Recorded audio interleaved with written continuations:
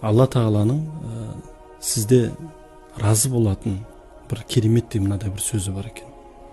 Ол пайғамбарымыз саллаллаху алейхи ва саллям айтады, кімде кім таң атқан кезде радиту биллахи роббан ва бил ислами динан ва би Мухаммадин саллаллаху алейхи ва саллям набиян ва расулан десе дейді, яғни Раббым деп Аллаға разы болдым, дін деп осы исламға разы болдым, пайғамбарым деп Мұхаммедке саллаллаху алейхи ва саллям разы болдым десе, әлгі кісіні қуанту Алла Тағалаға уәжіп деген екен.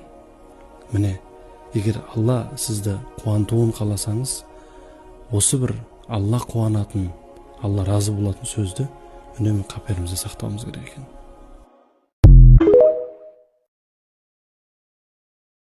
Пайғамбарымыз саллаллаху алейхи ва саллям, егер осы 4 нәрсені айтсаң, дүниеңді де ақыретіңді де бітіріп қойдың.